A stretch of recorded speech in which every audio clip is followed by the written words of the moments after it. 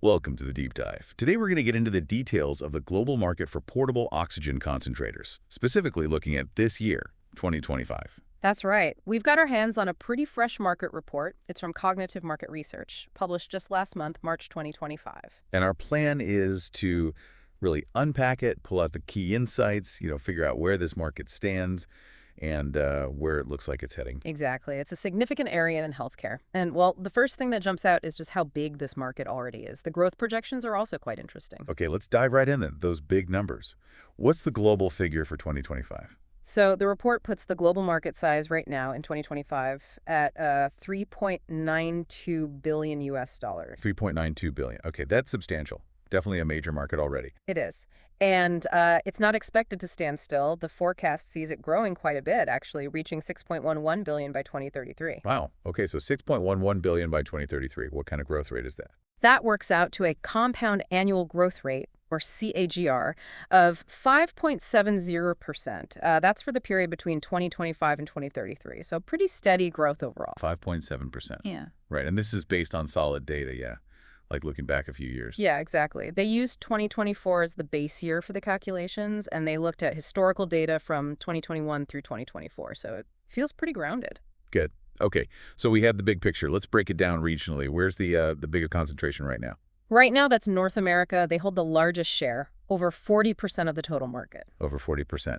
And in dollar terms for 2025? That's estimated at $1.45 billion, with a projected CAGR slightly lower than the global average at 4.2% through 2033. Interesting. Okay, let's dig into North America a bit. The U.S. is obviously the giant there. Absolutely. The U.S. market alone is pegged at $1.14 billion for 2025. Its growth rate is projected at 4.0%.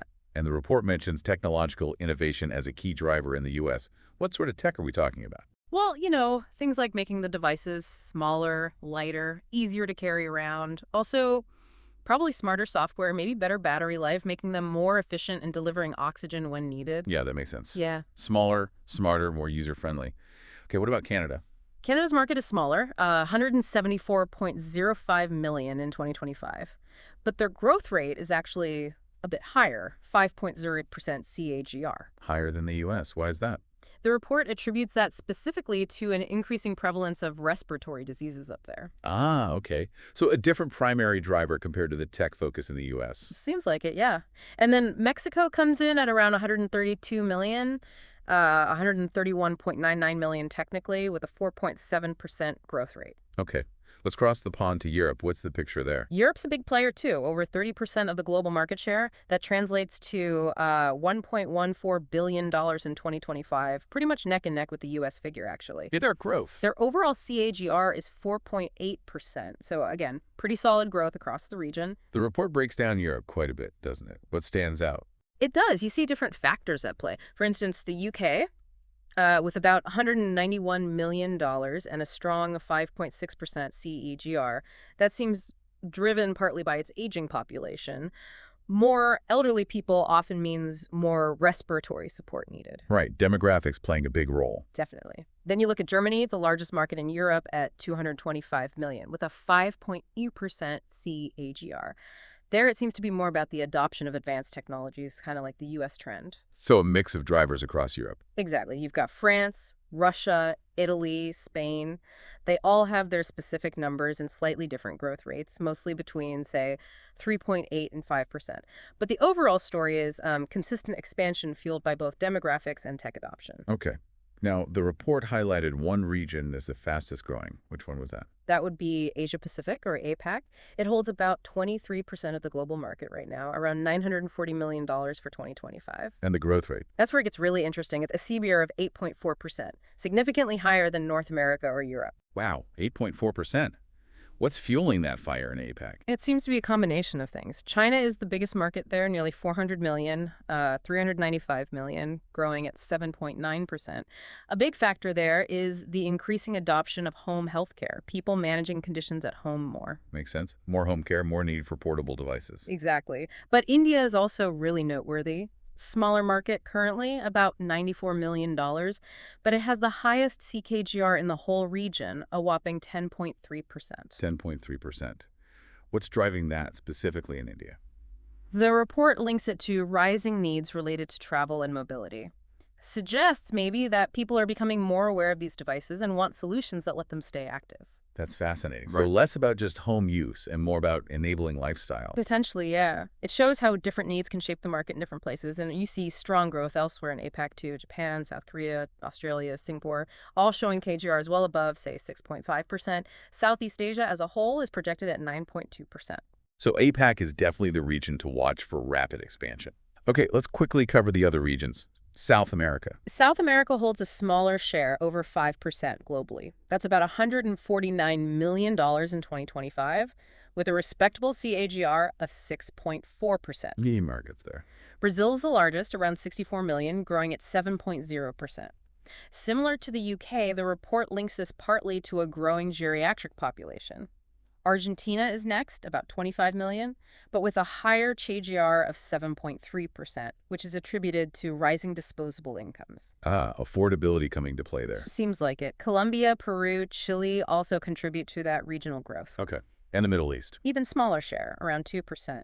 About $157 million in 2025, but with a strong TGR of 7.0% overall. Was leaving there. Saudi Arabia, about 55 million, 7.3% growth, and the UAE, around 32 million, growing slightly faster at 7.5%. The report also mentions healthcare investments in Qatar and rising respiratory issues in Turkey as specific drivers in those countries. Right. Finally, Africa. Africa represents about 1% of the market currently, roughly $86 million in 2025, with a 6.7% CAGR. And the main players. South Africa is the largest, about 30 million, growing at 6.9%. Nigeria is much smaller, around 7 million, but growing at 6.2%. That growth in Nigeria is linked to tech advancements and better healthcare access. Okay, so a really diverse global picture. Different regions, different sizes, different growth rates, and often different reasons behind them. Absolutely. It's definitely not a one-size-fits-all market. Now, the report also slices the market by product type. You mentioned pulse flow and continuous flow earlier.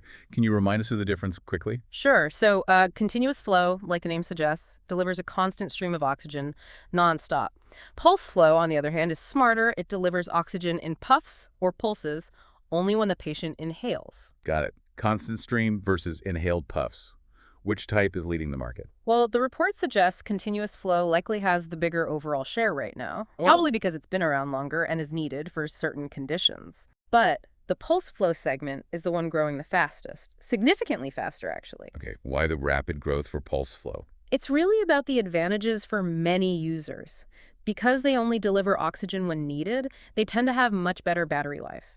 That, combined with often being lighter and smaller, well, it makes them really portable and convenient. Especially for people wanting to stay active. Exactly. For an aging population that still wants mobility, or just for anyone needing oxygen but not wanting to be tethered, pulse flow is often very appealing.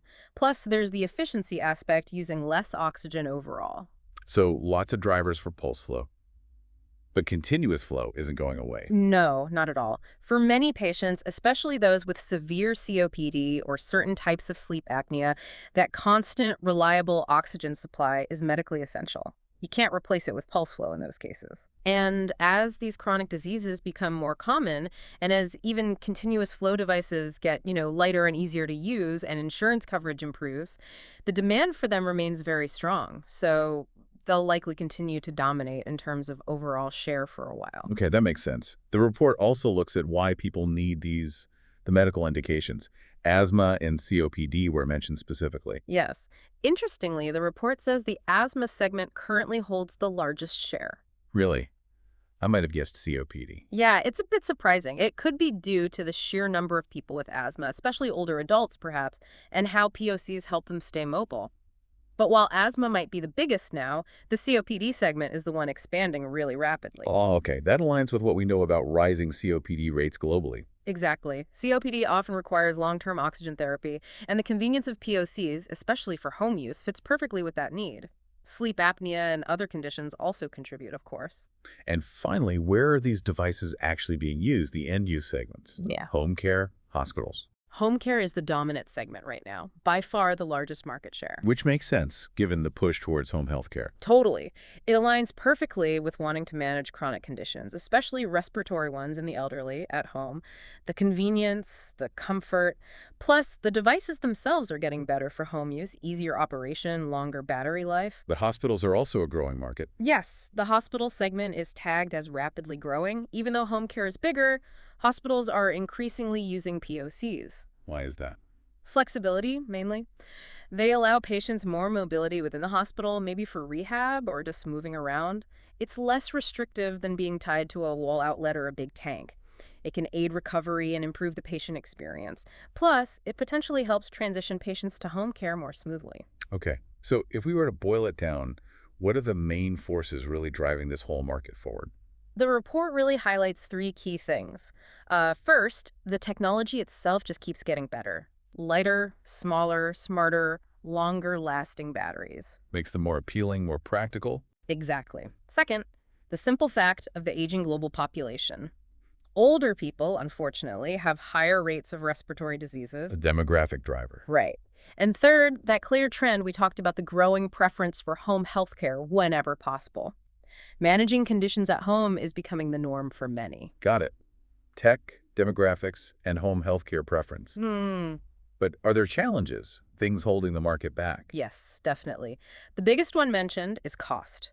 These devices aren't cheap, and that can be a significant barrier for some people, depending on where they live and their insurance situation. Which leads to the second point. Yeah, the second restraint mentioned is the complexity around government regulations and, crucially, reimbursement policies.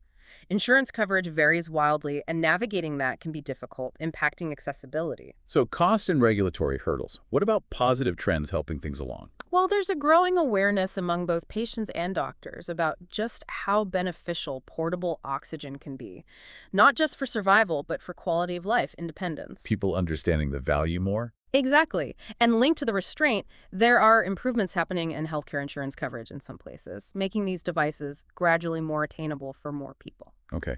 And who are the main companies competing in this space? It's described as a highly competitive market. You've got big global names and smaller regional players. Yeah. The report specifically calls out companies like Inogen Respironics, which is part of Philips Care Medical, and Devilbiss Healthcare. Recognizable names in medical devices. Yeah. And it also notes some recent acquisitions like React Health buying Invicare's respiratory line and or buying MGC Diagnostics. This suggests the market is dynamic, with companies consolidating and strengthening their positions. Right, always shifting. Okay, Yeah. so to sort of wrap up our deep dive today, it's clear the global market for portable oxygen concentrators is, well, significant right now in 2025, and it's definitely growing. No doubt about it. Solid growth projected for the next decade or so.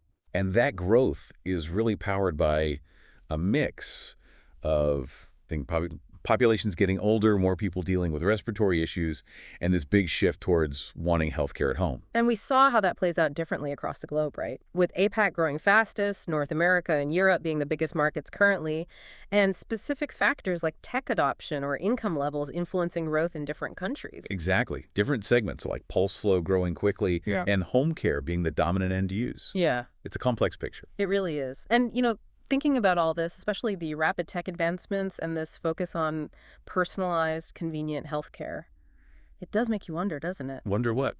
Well, how might this technology evolve next? I mean, beyond just delivering oxygen more efficiently or in smaller packages, could we see new features? Maybe integration with other health monitoring tools or telehealth platforms?